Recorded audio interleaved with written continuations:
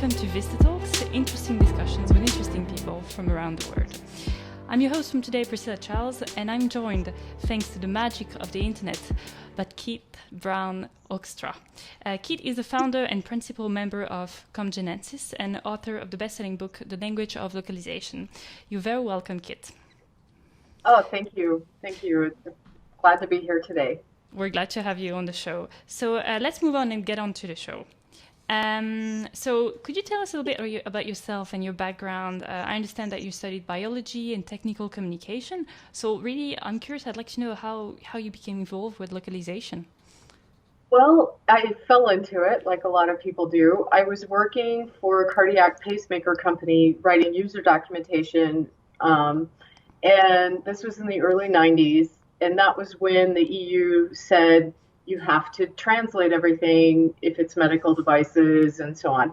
And so we hired Berlitz to teach us how to do localization. And Dick Crum, I don't know if you remember him, he was old when I knew him back in the early 90s, but he spoke like 15 languages, and he was just such a great teacher of localization. And so that's kind of how I got started, because then I became in charge of managing the process for reviewing the localization and setting up the process with our business units internationally and so on. And so I learned just a ton about that, and I got really interested in it because I've always wanted to work with people internationally, traveling and so on.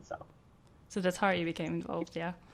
So now I understand. That sounds very interesting. And so now you're a very successful author, as well as being the owner and founder of Comgenesis. And you've published a couple of books, and your latest one is the best-selling book, The Language of Localization. So The Language of Localization is the third of a series of books on content, and this one gathered the knowledge of 52 worldwide experts on localization. So could you tell us a little bit about the book? Really, where did the idea of the book come from in the first place?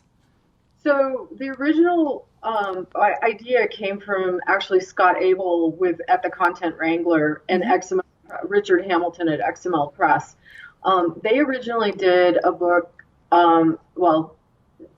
Scott and Rahel Bailey did a book on content strategy, the language of content strategy, and they were basically trying to show what multi-channel publishing looks like. And so they put together the book, and from that single source, they developed a book, a website, and a deck of cards. And then he and Rahel did a bunch of talks around the world about it. And the second book was The Language of Technical Communication, to which I contributed. And then I started, when we got the technical communication book done, I realized, we really need something like this for localization as well, because I'm always being asked by my clients really basic questions on what certain terminology means and so on and so on. And so it's very helpful if I can just hand them a book and say, here's the vocabulary of localization. Absolutely, yeah. Help you get started and understand kind of the context. And it's better than a glossary because each entry has the definition, a description, and also an essay about it. About how that term is used. So that's kind of how we got started. And I talked to Scott and Richard, and they were super excited about doing it. And so we actually launched it at Loc World in Silicon Valley last year. And then Scott became ill, and so we're kind of relaunching the book a little bit now. So that's basically how we got started.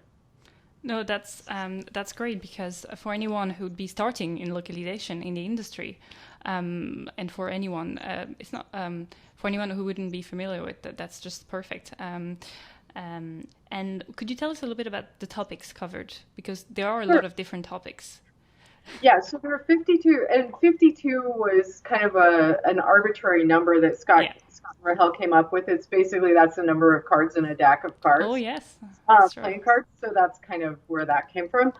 But what we did was identify what are the core concepts in localization, what are some of the advanced concepts? We broke it down into 6 different categories. So core concepts, advanced concepts, localization engineering, terminology management, marketing, and standards. And then I just trolled my network basically to find people who would be willing to write essays about it, who had expertise in each of the topics. And then in a couple of cases, as we went along, some other topics kind of rose to the top as being more important than some of the other ones that we'd originally selected. And so based on conversations with experts, we made some adjustments in the final account. Yeah. But since 52 isn't really enough for all of the topics that are related to localization, and because localization is related to basically everything else in business, yeah, absolutely, we also created a couple of appendices where we just briefly describe terms that are related to localization but not core to it. So we really tried to focus on what's core to localization. And then the nice thing, because this was the 3rd book in the series, we were able to reuse some of the terms from some of the other books. And then what we did was we modified the essays to fit with the localization topic. Yeah, that is an excellent idea. And on top of reusing some terms that were in previous publications, I see on your blog that you published, there was a sort of call for maybe new contributors, potential contributors. So what I was going to ask you was, in the kind of fast-paced speed environment that localization industry is, do you plan on expanding the publication? Would you have a 4th book in the series? I probably should have taken the call down, because once we published the book, I don't need it anymore. But the XML Press and Content Wrangler just recently published the language of cybersecurity, mm-hmm. and they are also working on the language of business storytelling. Yeah. So that series is kind of owned by Scott.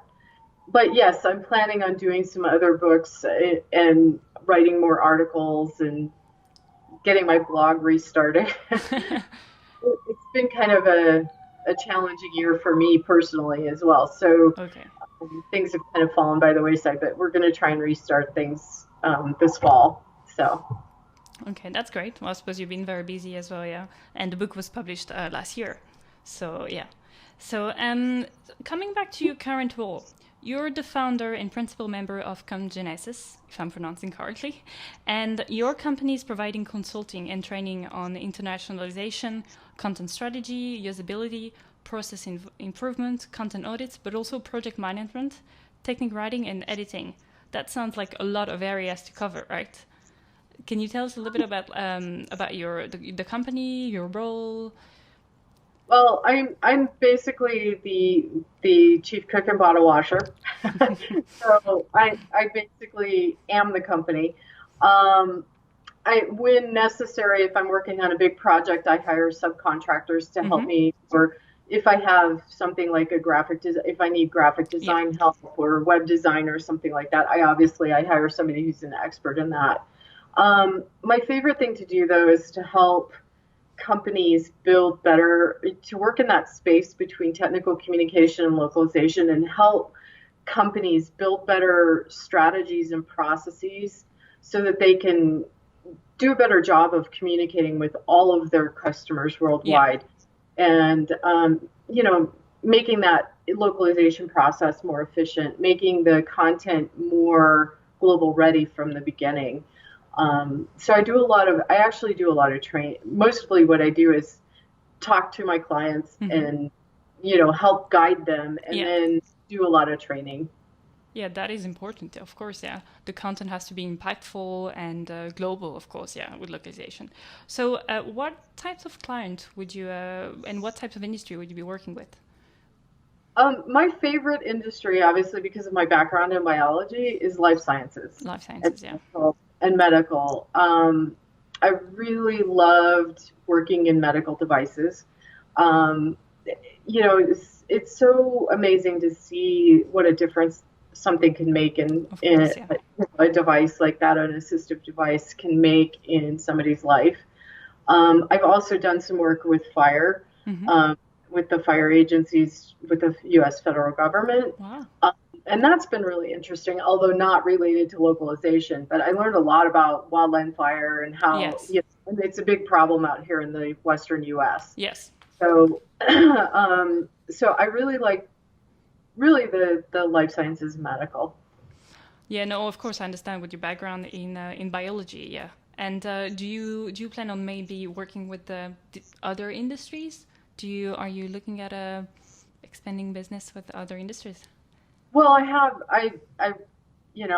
worked. I'm getting ready to do a keynote speech for a company conference for Almond Incorporated, Mm-hmm. which is in Waukesha, Wisconsin, and Okay. they work primarily with heavy equipment manufacturers. So I've done some work with that.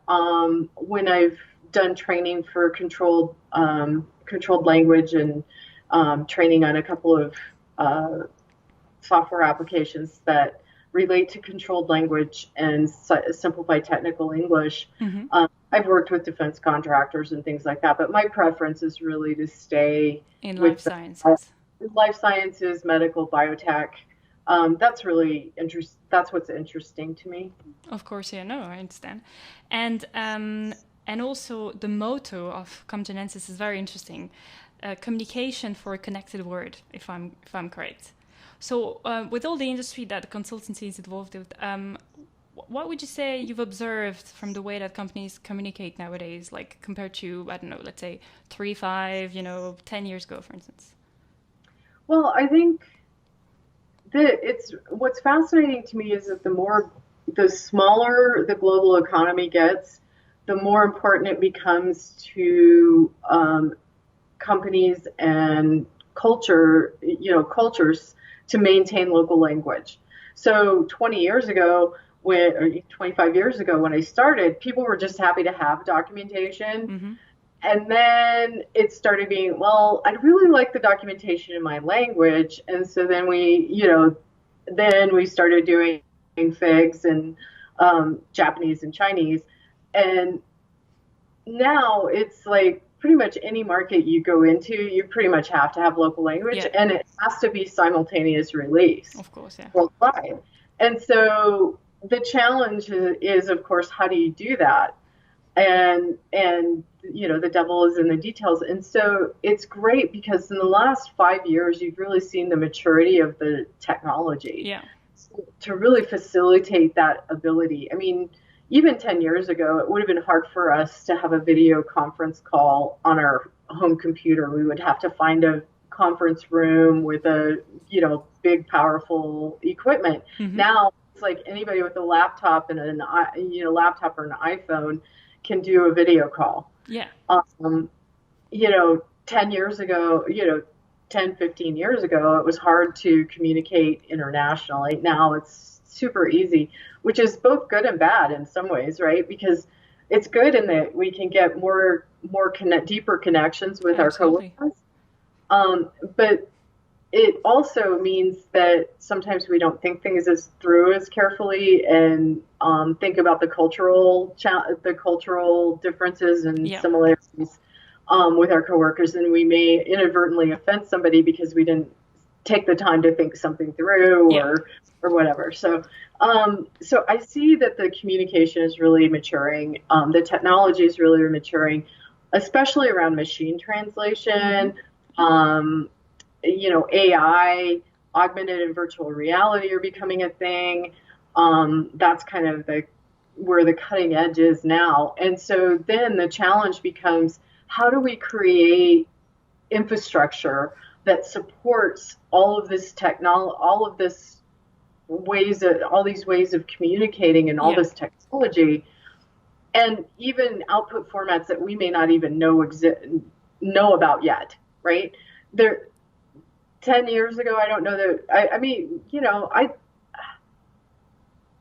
I'm trying to think what is the there are so many things that even 10 years ago I mean, the internet's really only been widely available since 1996. Mm-hmm.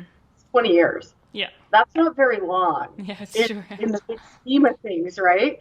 And yet, we went from when I first started, and this will probably date me, but when I first started at my company, when we first got email, we could do email internally in the company, but we couldn't send it outside the company because it wasn't the bandwidth. Yeah. And then we got modems that were like 14K baud modems, and now we have, instantaneous messaging, access. Yeah.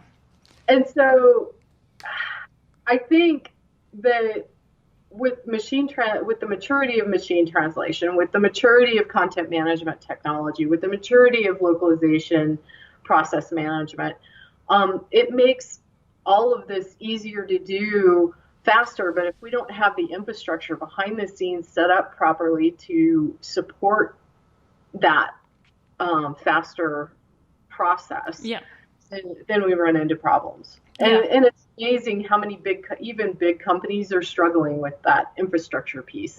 Absolutely, no. Especially if you take into consideration that since technology, moves to such a fast pace, we'll probably have new technologies that we haven't even heard of very quickly, and some of the ones that we know today will be over in a couple of years. Yeah, it moves really fast. So. And talking about trends, so you're telling me that you're interested in in AI and machine translation. So, what have you noticed trend-wise that could be making a difference in communication and localization? Trend-wise, that could be making a difference in communication and localization. Well, I think it's the maturity. The maturity of the technology is allowing us to move faster, and also allowing us to translate into more languages, allowing us to teach people more, allowing people to become more global. With augmented and virtual reality, we need to take lessons from games localization, because they've been doing the conversational localization for a lot longer than technical communication types. And so when you get into the augmented and virtual reality, you need to have that conversational feel so that it feels realistic. And so that's a big challenge with localization. Absolutely, yeah. Okay, now I'd like to talk about the various organizations that you're involved with, because I understand that you're involved with the STC, the Society for Technical Communications. You've been a member for the past 29 years. You've received your fellow in 2013, and you're also the former president of the society, right? Correct. Yes. So in a world of endless competitiveness, where impactful and engaging content remain vital for businesses, how important do you think those organizations are, such as STC? I think that the role is evolving, right? So from the 1100s till the mid-90s, professional organizations were the only way to find out about your profession, to grow in your profession, to get the knowledge that you needed to be successful, to have the network that you needed to be successful. Now that we have, we've had the internet for 20 years, we have Google, people can find out information without the organization. And so now I think these professional organizations become more important for networking and for teaching the social skills that you need to be successful in business. Yeah. What I see is that a lot of the young people coming out of colleges have a lot of technical skill, but not a lot of skill in networking and interacting with people on a face-to-face basis. And so with this, the professional organizations can help with that. They can help with curating information and curating. There's so much out there that it's like, what's real and what's, the latest fad.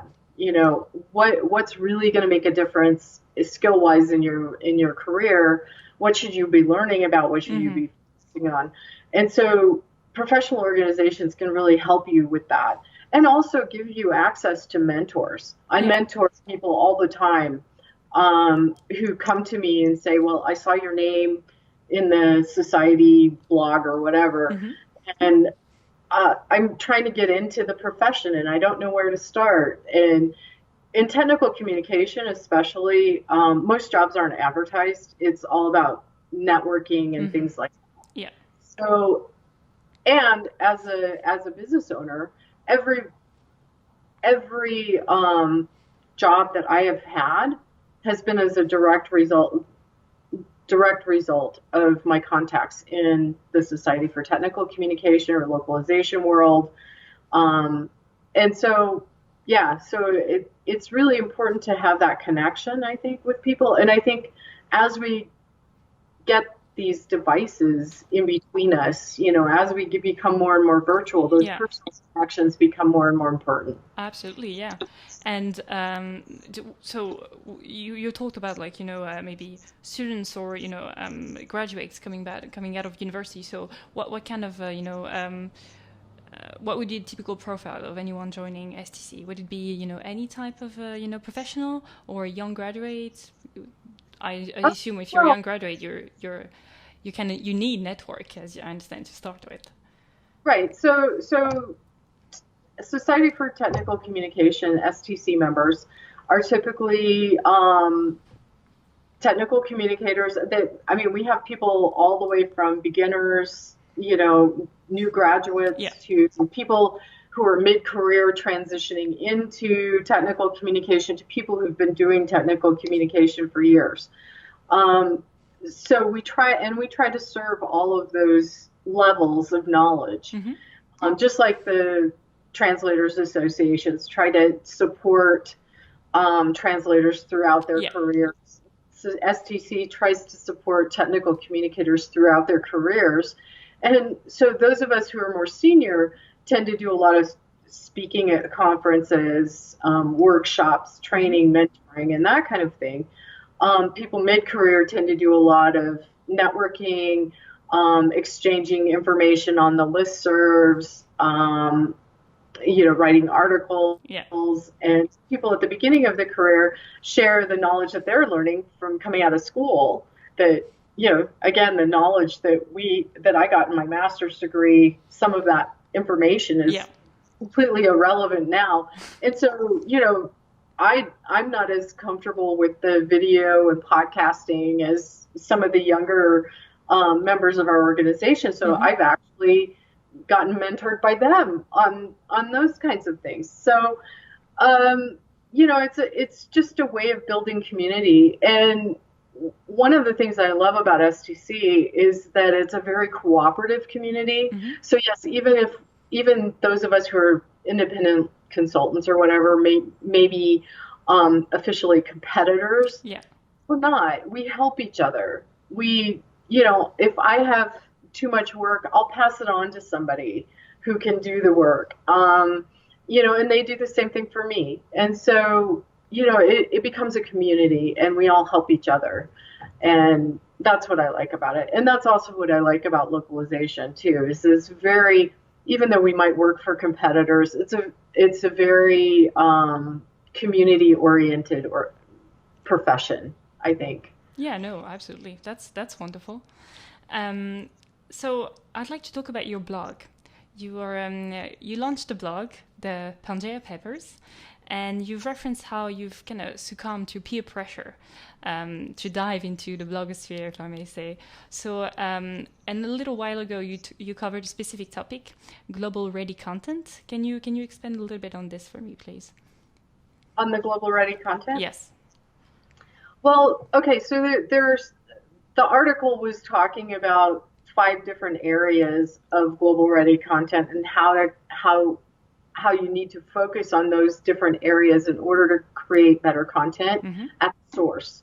So a lot of what I do is teaching companies how to build better source content so that you can have better localized content, because localization is very much garbage in, garbage out, right? So the global ready content, so I talk about the information architecture, I talk about the content strategy, and making sure that localization is included in that. I talk about the structure of the content itself, making sure that you're accommodating things like, is there regulatory information involved? Because if there is, it may not apply globally. So you might be translating your general content into 40 or 50 languages, but regulatory content is different because it may only apply, like if it's for the EU, it only applies to those EU languages. It doesn't apply everywhere. Absolutely. If it's Japan, it only applies in Japan. So as an example, so how do you manage that content differently than you do your other content in order to be able to output and and create that content that's specific to that organization? Because you may not, if it's only for Japan, do I need to have it in English first and then translate it into Japanese? Probably not.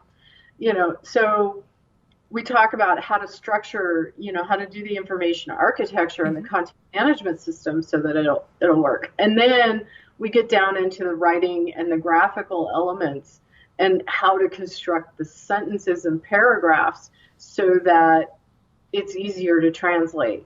And part of that is terminology management. Part of that is not using a $25 word when a 10-cent word will do. In other words, controlling your vocabulary. And then talking about helping to educate technical communicators on what the localization process actually is.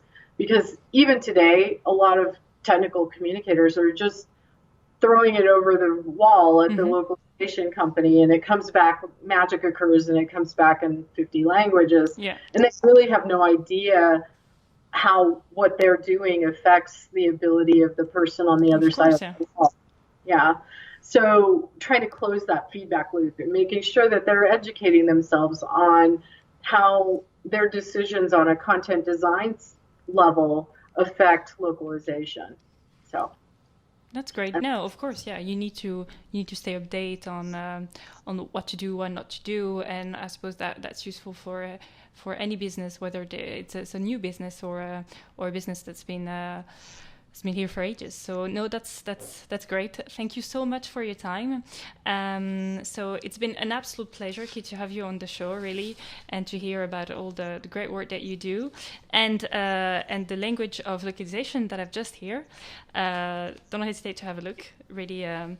And to have a read, really interesting. So that's the end for today's show with Kit-Brown Hoekstra from Comgenesis. Please tune in again for our next VistaTalks show, and we'll be discussing interesting discussions with interesting people from around the world. Thank you so much, Priscilla. Thanks, Kit.